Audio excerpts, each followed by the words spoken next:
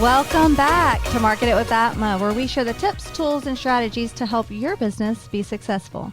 Today, we have on the show a very special guest, Miss Queendom. She is the owner and founder of Queendom Arts Consulting.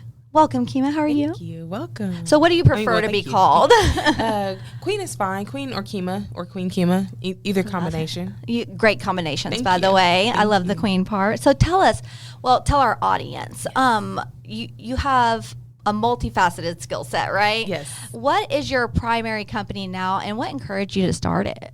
Thank you. So my primary company now, we are a fractional COO firm, and I just tell people that's a fancy way of saying we take the driver's seat in the COO of a business long enough to build systems that will help scale.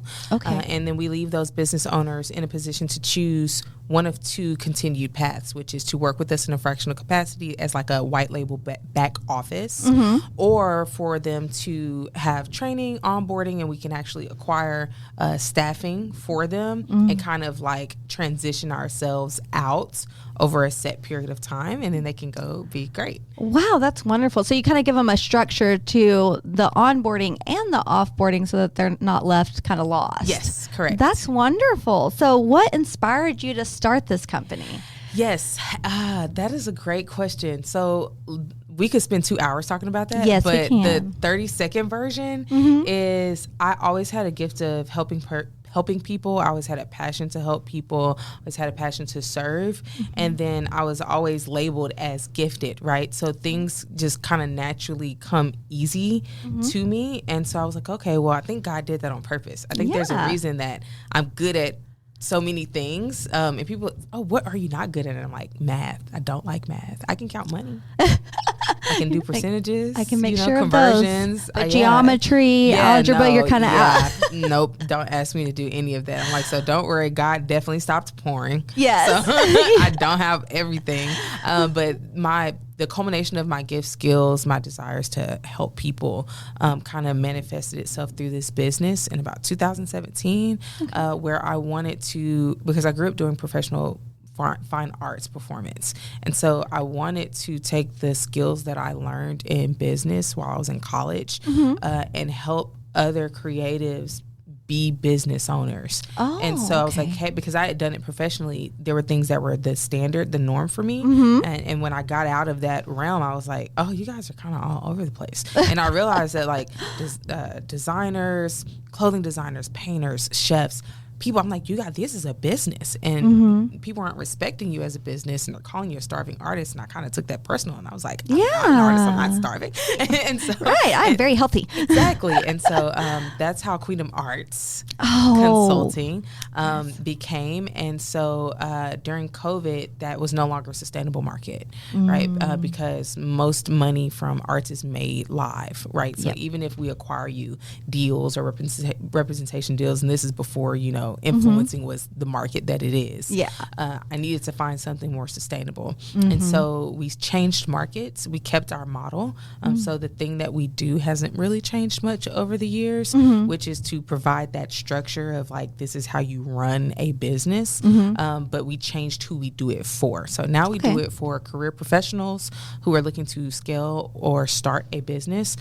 Usually they are a licensed professional. There's credentialing or different things like that.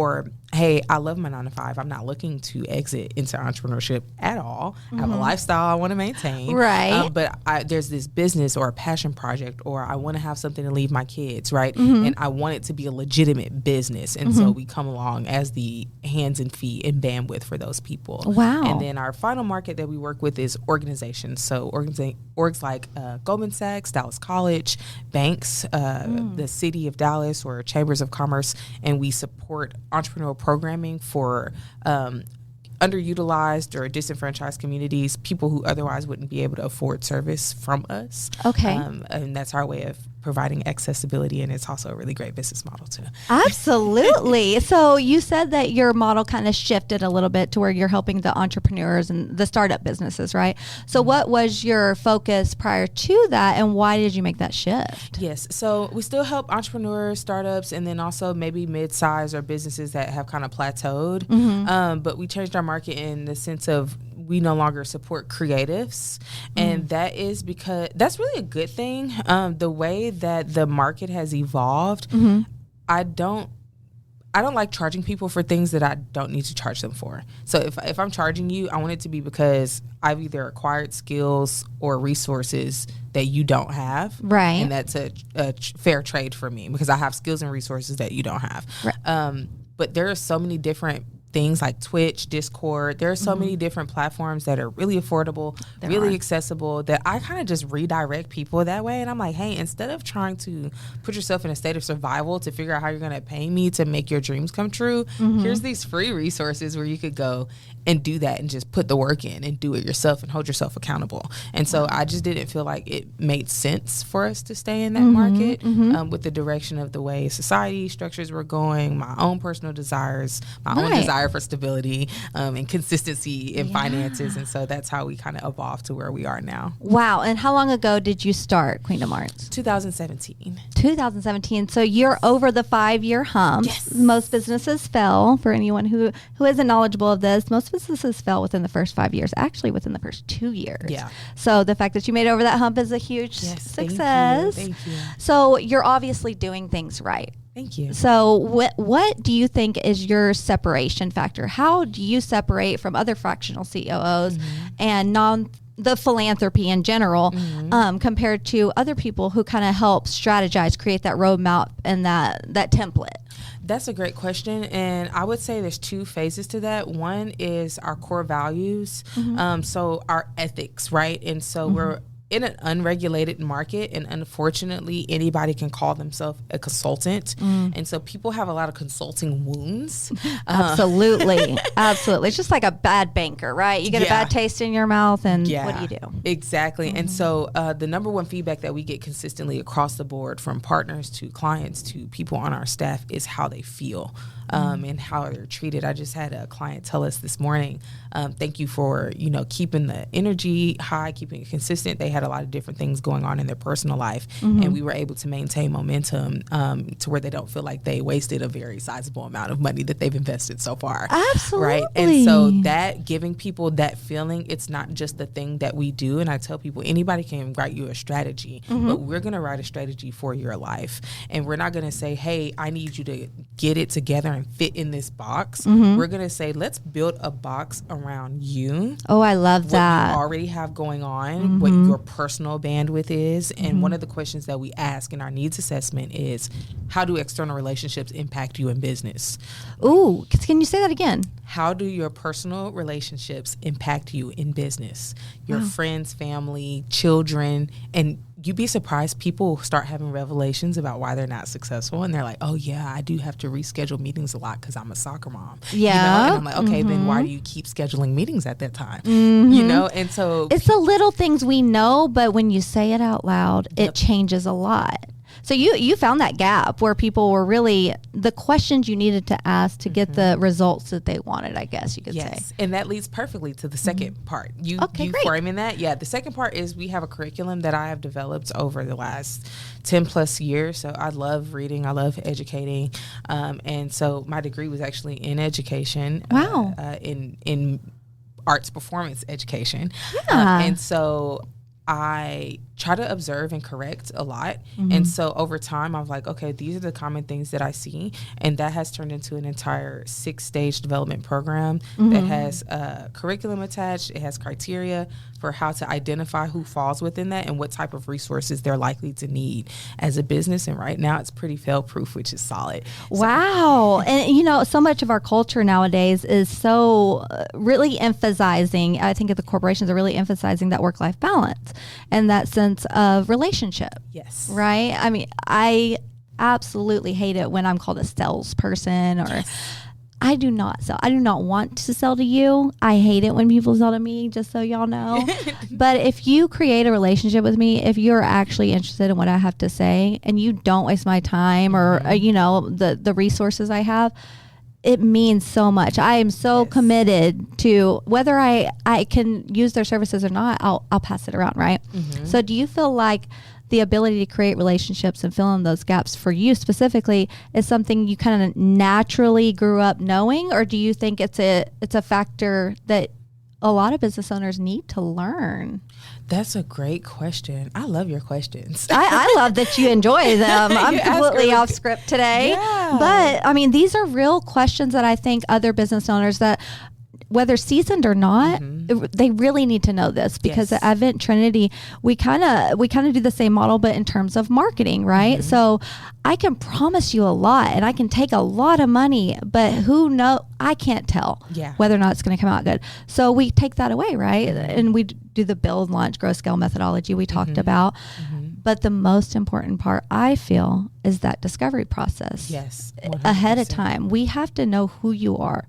If you know who you are, and if not, let's establish that before we decide to commit to anything. Yes, and that's what we do during our needs assessment. And we say, hey, are we a good fit? And we actually have a workflow in our back office model called Not a Good Fit.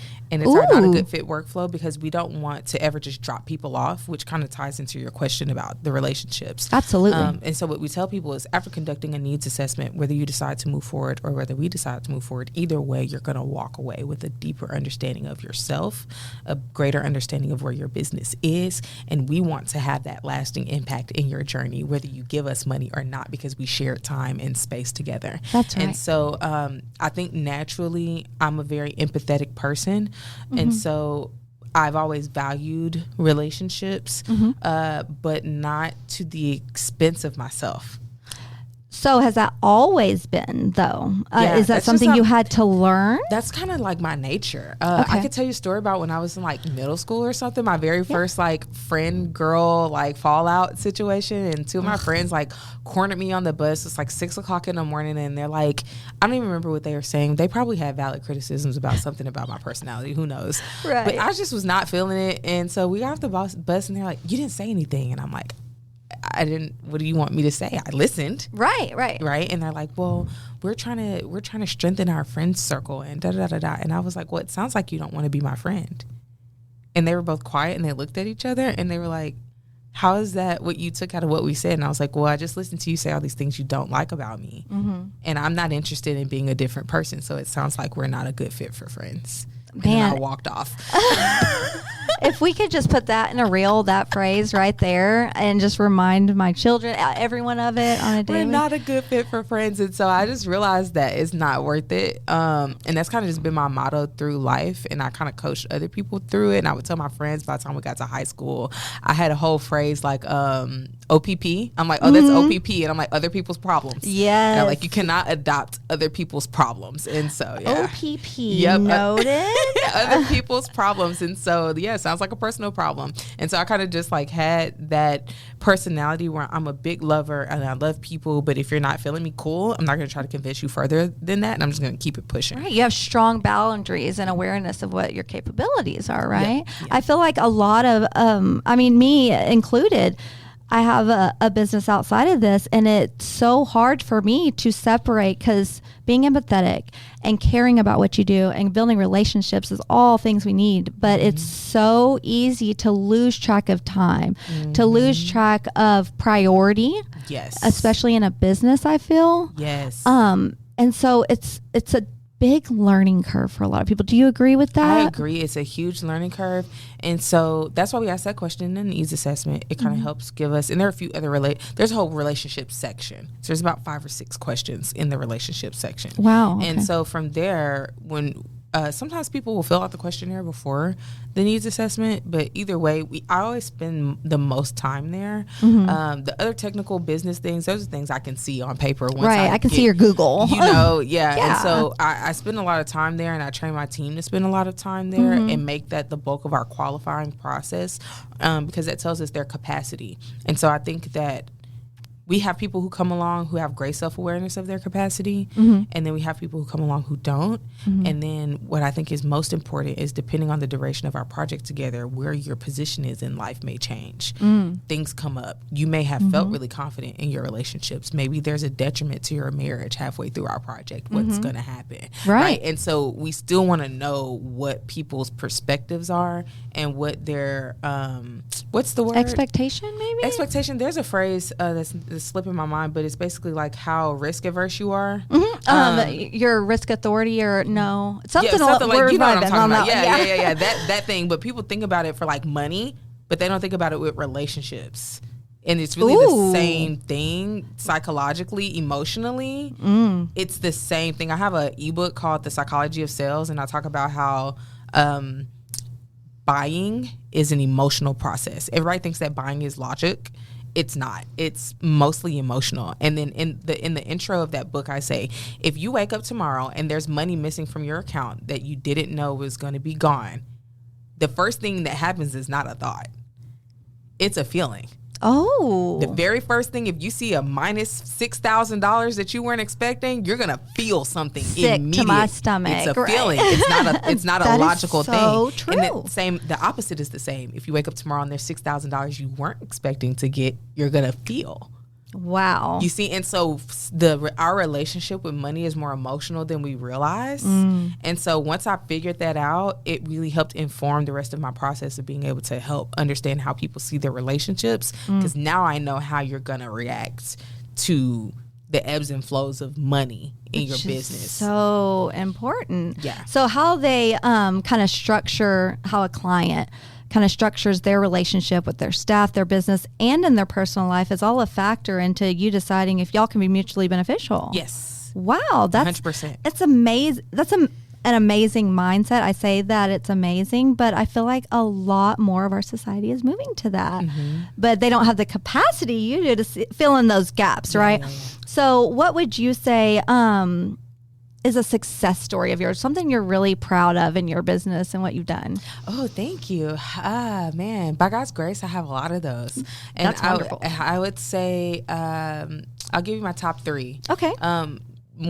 My first year of closing 5-figure deals in my business, which was 2021. Wow. In 2021, I closed my first 5-figure deal, and I was like, oh, that feels good. And I did a couple more times, and I was like, oh, I can do this. And just before I had staff or anything, and it was just me. I was just an independent consultant. Maybe I'd hire somebody for help for short stints if I got a big project or something like that. But that client, I was actually able to help raise $10.5 million in investments for their business. Wow. So they actually came to me just for a deck. They just wanted a proposal deck. And I was like, hey, that's not how that works. Like, what's going on? We have to talk about, like, what is your strategy? What's the ROI? What are you, and so he ended up being a client. He's like, oh, I hadn't thought about any of that. I was just going to put the deal on paper. And I was like, but what is the structure of the deal? If I'm a business owner, if you're looking out for me, we're going to talk a little bit more, right? Yeah, exactly. And so that was one. And these are in no particular order. Just my top three, probably equivalently. I would say the second one is there's a nonprofit called Rebrand the Man, and they focus on mental health for men, and in the belief that mentally and emotionally strong men in communities make strong communities. Absolutely. Because mentally, emotionally damaged men are very detrimental to communities. And so there's a man, Coach Kyle, J. Kyle, he's an author, super, super awesome guy. Yeah. We helped him from conception to now he is like partner with NAMI. Wow. And so he has like these initiatives, these build outs and curriculum and these groups with men. And so being able to see like his heart, his idea go from the beginning, all the way to being a fully realized and functional nonprofit organization with great relationships, that's a huge win for us. So we love when people are able to go through the process from start to finish. And so it's a rare find, and so huge gem. And then I'll say the last one would be our Dallas College project. So we were able to work with Dallas College for the Dallas College Venture Club, aka DCVC, which is a program for non-degree seeking community members. Okay. It's a pilot program that's happening right now at the Bill J. Priest Center in like the Cedars near downtown. Okay. And it's a co-working space. And the co-working space is designed to say, hey, the college is here. It's a resource center. So what, you're not pursuing a degree, come in and utilize this resource. And the objective is to get entrepreneur development. Wow. But they were having a difficult time deploying it. Right? They tried to launch it a couple times, and there was a lot of different... The co-working space specifically? The whole concept. Oh, okay. So, okay. Yeah, so the space itself would be used. Okay. But the concept of like the resource was falling flat. And so we came along, and once we did an audit, I was like, hey, what you think the problem is here is not actually necessarily the problem here. And there's a few other things that are going on. And so we ended up securing, at first they laughed at first because they were like, oh, you're a small business and we're at Dallas College. And I was like, and so I was like consistent, you know? Yeah. And then we were able to successfully secure a 3-month contract. And then like 6 weeks in, they were like, can we file an extension? And I was like, yeah. And so we were able to have that project for a year. Wow. And so that's the video we use now in our proposal deck when we do consultations, is being able to show like, we have a video interview for our point of contact, Danica Hirschberger, who's the community manager there.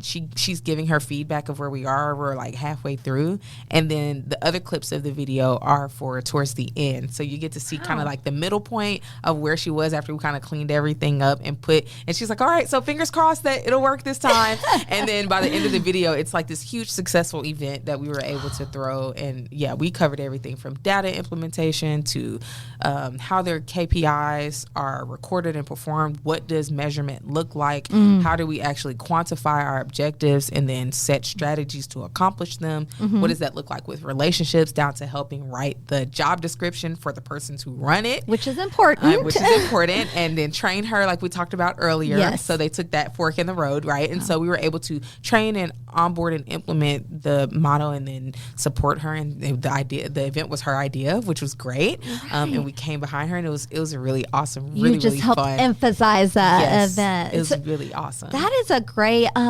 those are great success stories. And ideally, every business owner wants a success story like that. Yeah. And so you mentioned 2 things that we follow as well. One, the customer journey and your sales process. Yes. Whether you have one or not, do you feel like you have to have a customer journey process for your clients? 100,000%. That's actually a service. It's actually a startup service that we offer. So in our in our development services, there's a package specifically for that. That's how important it is. Wow. And so we're like, hey, it's just $1,000. We made it very affordable. We have Klarna. You can split it up. That's how important this is. I need you to do this first. Wow. This is one of the very first things that you need to do.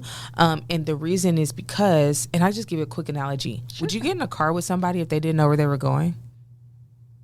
I mean, yeah, it depends. No, it does right? depend, because my coworkers do it a lot with me, and it's like, why do y'all keep doing this to yourself?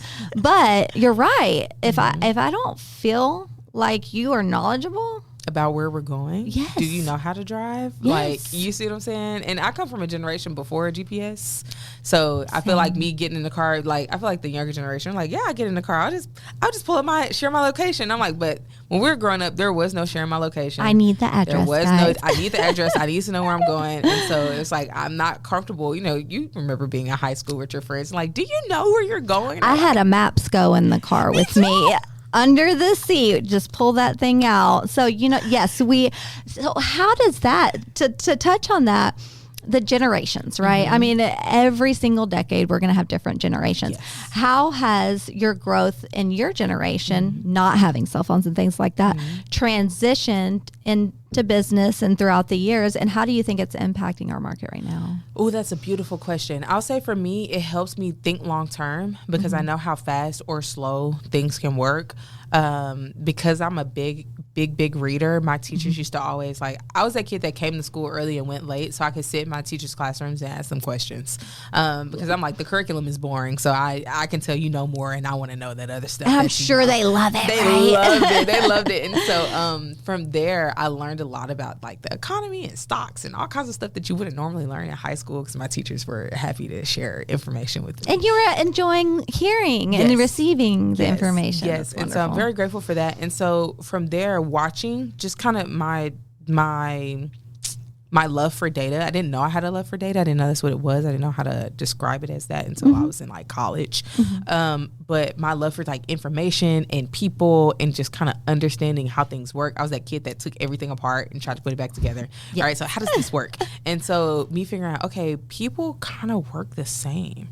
And then as I began to study and like history, I'm like, people are not as different. We're not as unique as we would like to think we are. Okay. And so even though we are special in our own way, we're not as unique our framework, maybe? Exactly. Okay. As we would like to think that we are, our psychology, our feelings, like these things, a lot of things are kind of genetic or physiological. And we think it's our personality, but it's actually physiological, like it's our physical body, especially with women and hormones and the whole thing, right? Absolutely. So that's why we're able to relate, because certain things are just physiological. Otherwise, it'd be just humanity would be all over the place. Right. That's why they call it like a grieving process when someone passes away. Yes. You don't know you're going to go through these phases, but there is a template for these phases. And it's so funny to watch, not funny in this sense, but it's so funny to see people and how they do behave the same way and they had no knowledge of it, especially emotions. Exactly. And can be in different environments, growing up, different socioeconomic status. Like there's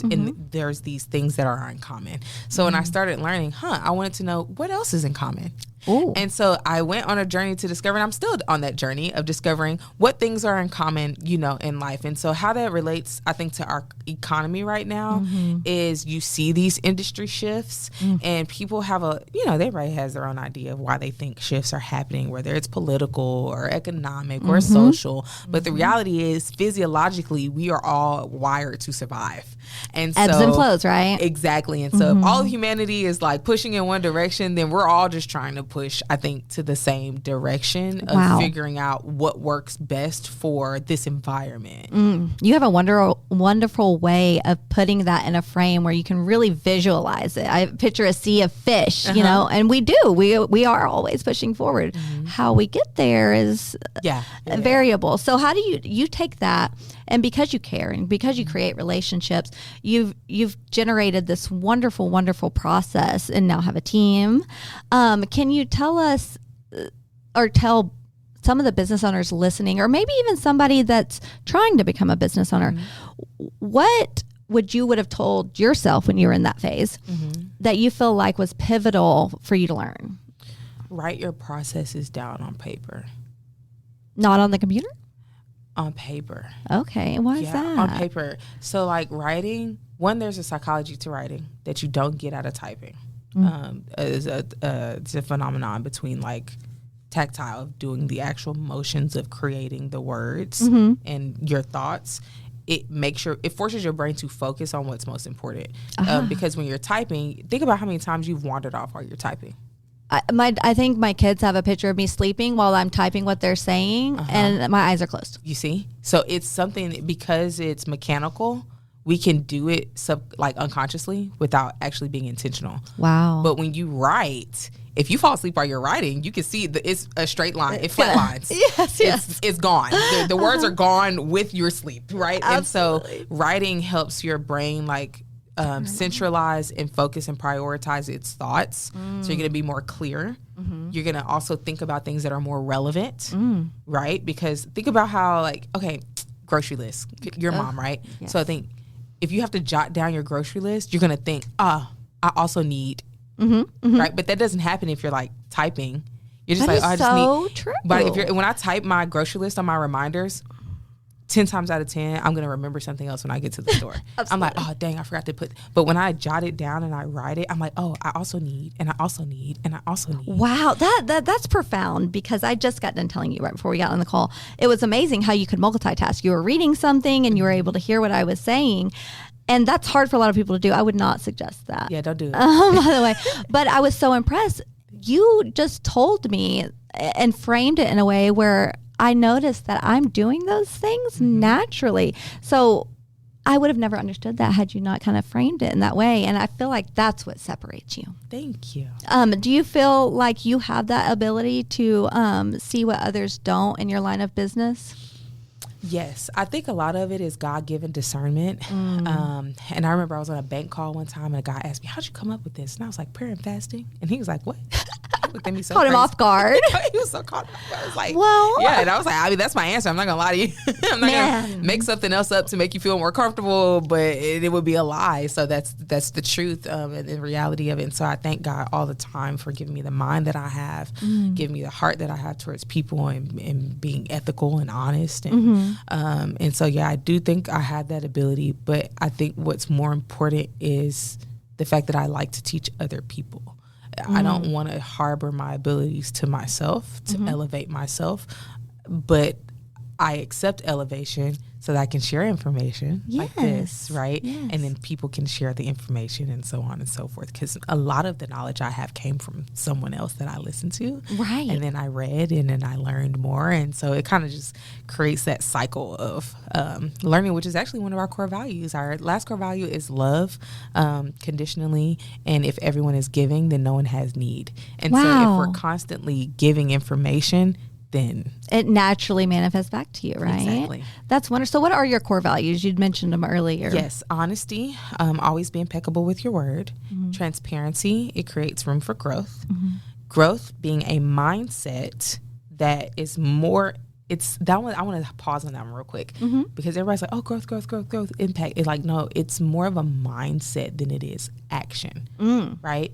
Because to grow, you have to decide that you're going to do it. Otherwise, when things come up, you will choose not to do it. And now you're not growing. So are you actually, right? So that's the whole thing. We can have a whole nother No, people say it all the time though. But at the end of the day, you can say you want to grow, but the actionable steps are so very different. And the willingness to learn. Yep. And that's that decision part because you have to decide, like, I'm going to do what's required, whether it's learning something new, spending more time, taking longer than I thought it was going to take, and like, oh, I thought I was going to do this in a year and it looks like it's going to take 5 years. And you just that commitment. Right. So honesty, transparency, growth, wealth being wisdom. I love that. Yes. The wealth being wisdom is very different than what you would normally think would come from that. Yeah. Just like this whole conversation and your feedback to me about myself, that's wisdom, right? And it's my pursuit of wisdom, me choosing to pursue wisdom above anything else is going to automatically trickle over to everything else. Yes. And that's the scripture actually, and all that get understanding, right? So if you're seeking to understand, then you'll know. And then last is love. So honesty, transparency, growth, wealth, and love. And what encouraged you to create those core values specifically? I mean, your definitions and the reason behind it is obvious, but what caused you to really want those and embody those? My own journey with instability. My own journey of being kind of almost frivolous. I think I was like in my 20s, I was very kind of just like we all were with the wind. Yes. But when I got closer to, I tell people when I turned 25, I had a quarter life crisis. And I love it. Okay, quarter life crisis. I had a quarter life crisis at 25, and I was like, what am I doing with my life, and where I thought I was going to be versus where I was. And I didn't actually complete my degree at Baylor. I was almost done. My family's like, what the heck, you're so close. And so I needed like 60 something hours or something, just the pressure. And it was just so many different things. And I didn't feel like I really knew who I was. And I felt like my identity was culminated of people's observations of me. And because me being very outgoing and, and intelligent and things like that, those things, I didn't feel good making those things the foundation of my identity. And so when you transitioned to this business specifically and you created these core values, those were the specific things that you kind of learned from when you were going through those phases? Yeah, that's what. So I took out of that season of my life, going through that process of who am I, and taking time to really learn and discover that.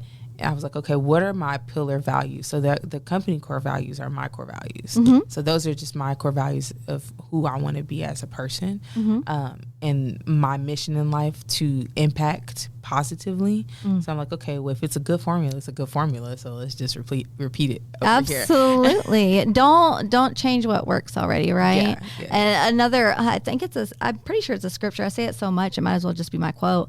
But it's slow to speak and quick to listen. Yes. I try to remind myself of that all the time because it's amazing what you'll learn if you just stop to listen to what people have to say. Now, in your sales process, we go through build, launch, grow, and scale. Where do you think you are, not so much in the sales process, but as a business, what phase of build, launch, grow, and scale do you feel like you're in right now? I feel like we teeter back and forth between grow and scale. Okay. So I think that's the natural flow once you get to a certain point. Otherwise, it's plateau, right? There's 3 options, right? It's one of those 3. It's going to be one of those. So I feel like we're cycling between that. Our core team keeps growing, right? So last year, our core team got to, it was me and one other person. We kind of would cycle out everyone else. Then we developed an internship program actually a year ago this month, which actually really helped. Really? In what sense? So our core team as of today consists of 7 people on our core team, and then we do an internship program 3 times a year. So our team floats between 12 to 15 people. Okay, wonderful. Throughout the year. And so, it helped me inform what roles I really need, and helped speak to that core team, because as I had interns, I was like, ooh, I kind of need somebody here all the time.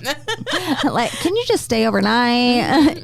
I completely. So do you feel like leveraging the interns and having those extra hands periodically is something that was pivotal for you in your business? Oh, 100,000%. Actually, UTA really helped me with that. So we're a UTA MAPS partner, so UT Arlington. And so they have a lot of programs for development. So I always recommend, so that's a plug, shameless plug. Yes. UTA, become a UTA Mavericks Edge partner. They accept businesses from idea stage all the way to huge corporations, and you get to intermingle in those environments. Wow. It's really, really impactful, and they support you in developing your internship relationship with colleges. Wow. And so since I didn't have to focus on the relationship part, it allowed our team to focus on, okay, well, how are we utilizing this relationship? The process and all that. Because usually it's like, okay, well, we got to get in there, and how do we access? And when access is no longer a focus, you can actually create strategy. And so that's kind of how that happened. Yes, you made that sound very easy, but there was like 4 steps in there that are like mountains instead of rocks to climb over, 100%. right? So you had the relationship portion down, and that's something you can't teach as well as you can teach other things, right? The analytical side. Yeah. So that took a huge chunk out of what you had to kind of work through. Yes. But strategy, process, and really getting your clientele to that next phase, the build, launch, grow, scale phase, because you want to see that, right? Like you said, like that's the reason you got into this.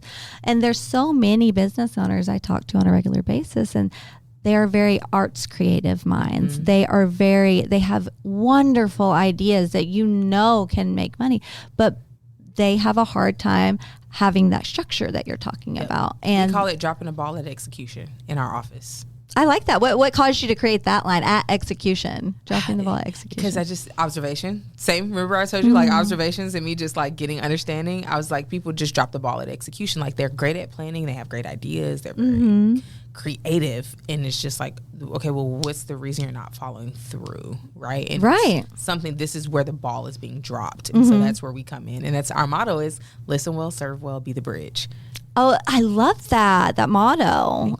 I feel like it's very important, since you've mentioned the core values and the motto, that each business, I think that's the starting point in really understanding what you're doing in your business. Are you really aligned? What's the culture? Yes. And so let's talk about that for a minute. From hiring to onboarding new clients, what culture do you have your staff embody? Do you want them to embody the same culture, the same core values?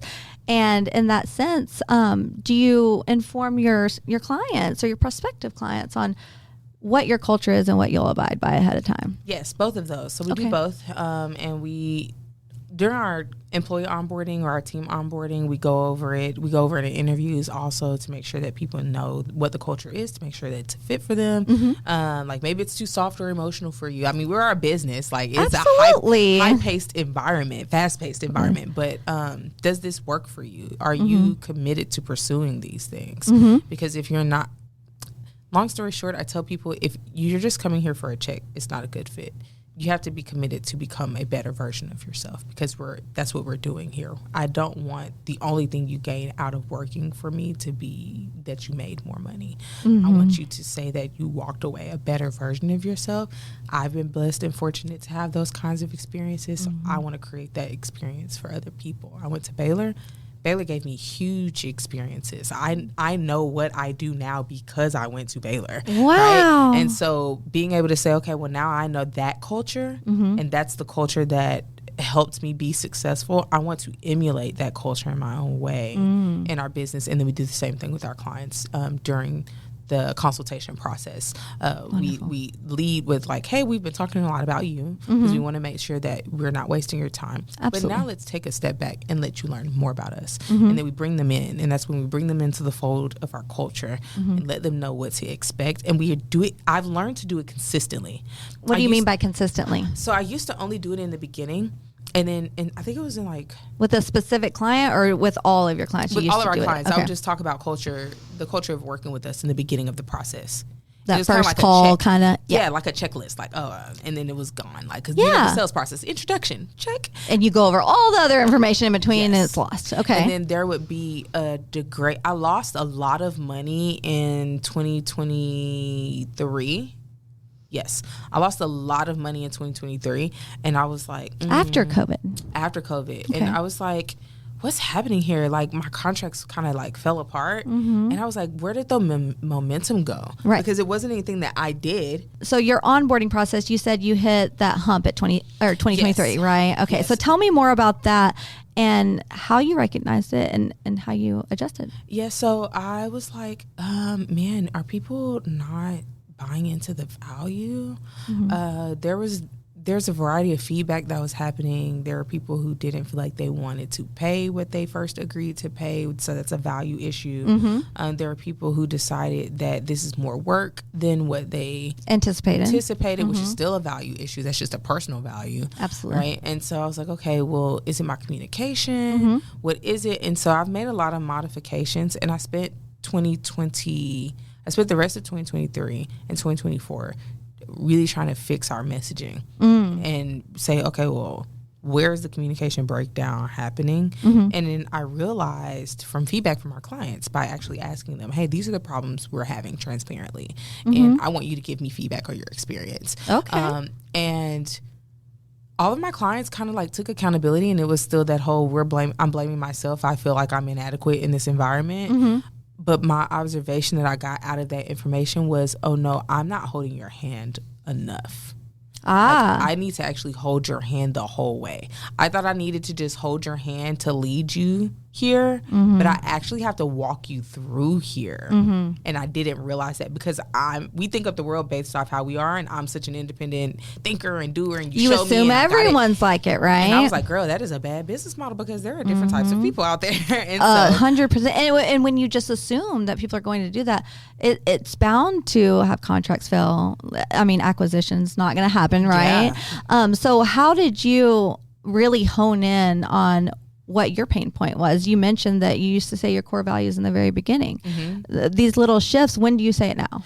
So we say it different ways. Or express it. Yeah, we express it different ways. We do kickoff and wrap up emails. So every Monday and Friday, our clients get an email. There's like an inspirational quote in the beginning. It's always relevant to their project. So it's not like, oh, here's a random quote. And I just feel like, so our team actually is really intentional about it. They take their time. They take passion in it. Our team, like our project manager, he'll call me. He's like, hey, I was thinking about this for the quote for today, but I don't know if it makes sense. And so it's not like, oh, I'm just Google searching something and dropping your email. Or AI is writing it, or chat GPT. Exactly. I'm thinking about how is this going to impact and inform your project so I can keep your mindset in the right space throughout this process. We also, after the onboarding process, we do like a new client packet, and it's more like interpersonal. So it's like now we got the contract down and all the technical, legal, and all that kind of stuff. Let's talk about when's your birthday? You know, what's your favorite color? What's your favorite snack? And it's literally a form. And what do you do in your spare time? So this isn't a part of the quote, the client intake, none of that. You create that personal kind of after you've onboarded them. Yes. Because, I mean, that's a great point to point out. They're going to a business. If they're coming to you, they want to see that business structure and flow. Yes. Do I really want to get to know personally? That's a great thought for a lot of our business owners to think about. You really have to not be selfish, I guess, in a sense. You cannot think about how it affects you. And you mentioned something about your team, that your team came to you and was kind of toying with the quote. The embodiment of the community and the relationship and the communication it seems like you have with you and your team. Did you intentionally do that? Or did it naturally, and has it helped? It wasn't naturally. I've actually had to read books. I was afraid of leadership. I think a lot of people have that fear of success. I'm sorry. Yeah. Unconsciously, right? Yes. Yeah. I was afraid of it. I was mainly afraid of the financial responsibility of like being like, dang, I'm kind of paying people's bills. Why aren't I paying mine? Right. I think we've all had that realization at one point or another. Yeah. And so it was that at first. And then also because I have a very strong personality, I didn't know like, okay, well, how do I manage people without feeling like I'm losing myself? Right? Or without pushing them or not doing enough for them, right? Yeah. Okay. Like, I don't want to be a crutch because I think I've been all the things. I've been overbearing before. I've been absent before. I've been a crutch before. I've been like, I had to go through all those phases. There was no way for me to skip it. There is not like a 50 steps to success. It's just like you have to learn yourself. You have to learn. I have to keep learning myself as our team grows and you have different types of personalities. There's so many variables in business and life, right? And I really want to emphasize what you just said. You make it sound so nonchalant, but 3 things you say, the relationship you have with your team, how to think proactively in everything you do, would you say is I think it's a big failing point in a lot of industries and businesses, small, medium, or large. Yes. If you forget to ask your clients, like, what do you feel the process went? How did you feel like that? You're intentionally avoiding success. Yeah. Would you agree? Yeah, I think people are more...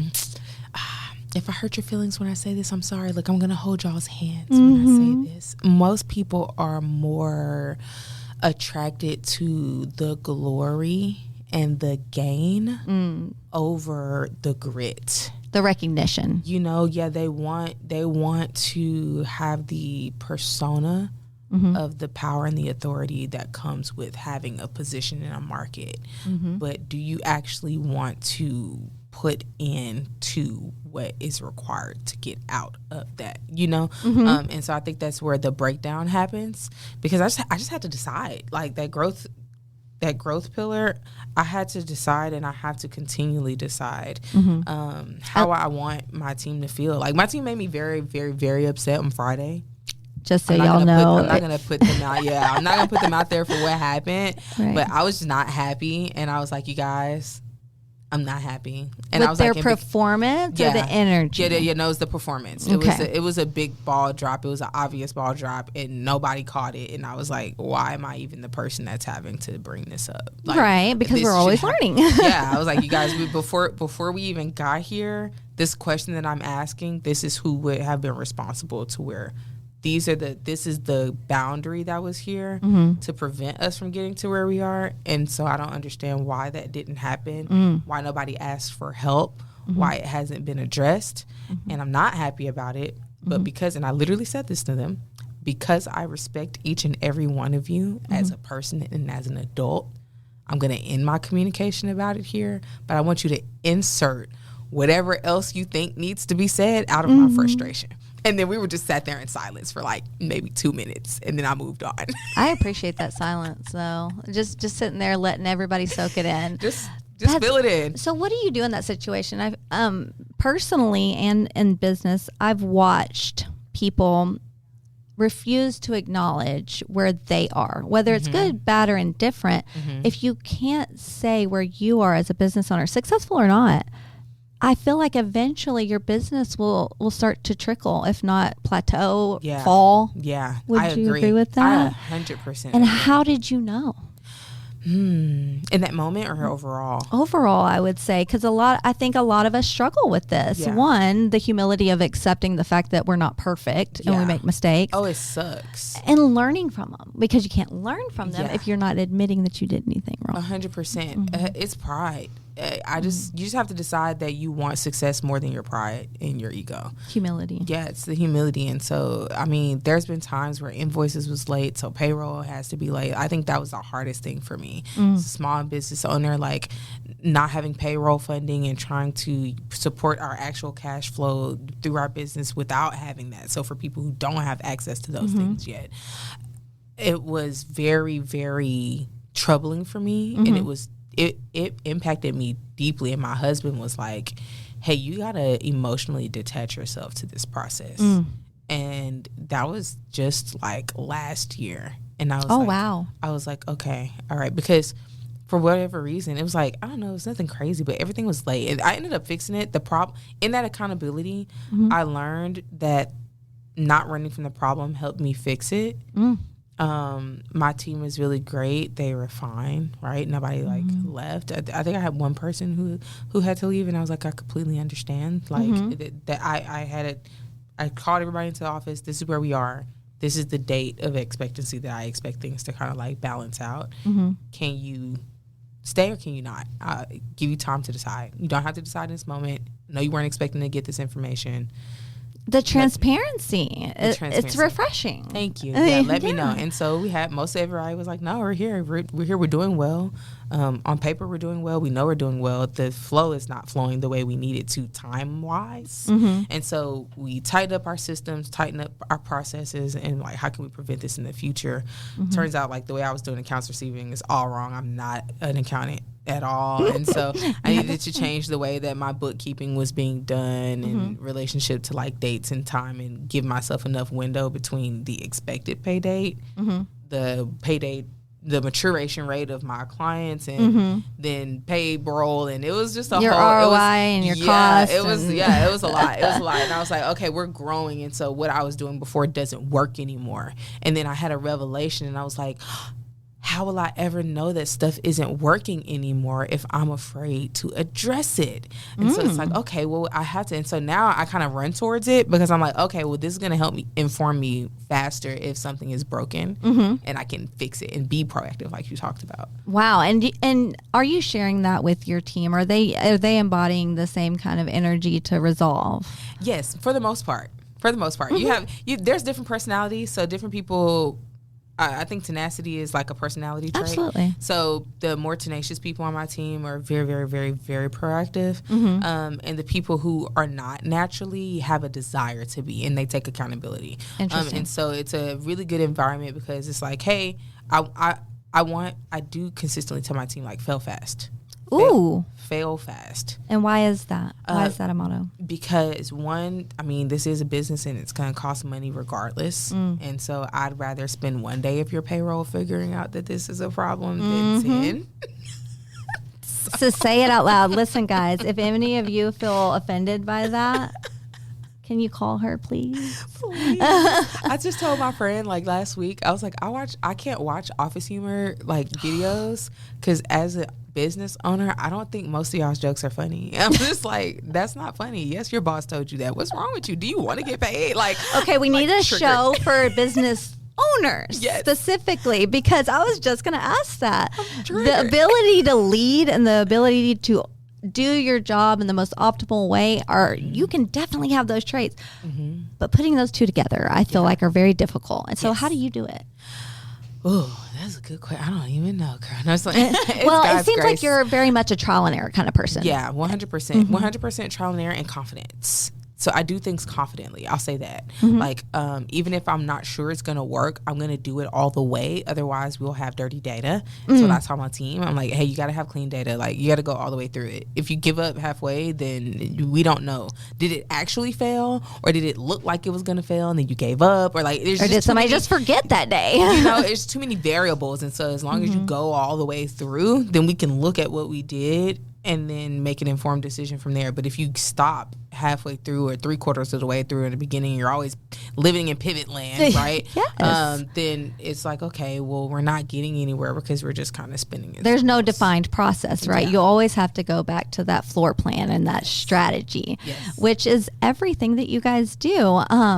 For the hand holding in your strategy, sorry, I'm reeling back to that because I think it's important that clients and business owners understand that you're not demeaning the fact that people need to be walked through things. That's what makes a lot of people, I feel like, say, okay, I'm not going to ask that because that's a stupid question, right? My kids say it all the time. That was a stupid question, so I didn't ask. Nothing is stupid when you ask these questions. If you don't ask them, then that's the ignorance, right? And to walk somebody through a process that they're ignorant about, especially a business owner. You have time, you have payroll, you have other things you have to optimize and focus on. Before we kind of wrap up, can you tell us some upcoming events that you have going on that you're really proud of and want to share with your team? And then also, How can they learn more? We Yes. can't fit it all in 1 hour. No, we can't fit it all in 1 hour. So we actually are not hosting any events this year. I thought about doing some for Global Entrepreneurship Week, but we'll be attending a lot of events. So we try to show up. So if you have an event, let us know. I do. Yeah, and we'll show up and support. And so if not our whole team, then we kind of like split up and to manage our relationships to make sure everybody feels supported. Because if we try to all go at once, then we'll only be able to go so often. Right? Yes. So we attend anywhere between 2 to 4 events per week collectively as a team. And then things that are coming up for us, we do have a support group for entrepreneurs called Breaking Ceilings. And it is exactly what it sounds like, breaking ceilings. And so we want to get people out of that plateau, and it really addresses essentially this podcast. This podcast is actually a really great plug. I didn't do it on purpose. Shout out to It's all kind of Adma. divine. Yes. Adma being Adma, walking your purpose. But yeah, that group is one, it's accountability. It does have very strict rules, and it does teach you like, hey, if you need to be handheld, like don't feel like that's an insult. Just like to your point, like be honest about that and be bold. And so it empowers our clients to be able to learn, hey, I need help, and learn and grow that humility. And so it's the environment that we use to cultivate that culture that we talked about. And so it's a new thing, but we want to do it. And so it's the beginning step. It's very, very accessible. And so it's just like, hey, let's do this for, it's $150 a month. So $150 a month is enough for you to care, right? Because it's a sizable investment enough to pay attention to. It's not something you're going to forget about, but it's not so much that it should cause any kind of financial stress. Right. And so you go in that program month to month. We do like group coaching, group workshops. Like different people on our team are going to be doing workshops. We'll have partners come in and do workshops, like community partners in their respective areas of expertise. Would love to have you do a workshop. Absolutely. I would love to. Yes. And then, and so that was the first support group. Yes. It's called Breaking Ceilings, and it's for those entrepreneurs or business owners, right? Yes. So where is that being held? And is it online? Is it in person? It's digital. So it's digital. It's actually in our website. So on the back end of our website, it kind of looks like a forum almost. You can also download an app. So it looks almost like a Facebook group is the closest thing that I can compare it to. So you can post like videos and photos and things like that. And so, it's where can they virtual. find you on Facebook while I'm on that topic? Yes. So our best social platform is LinkedIn.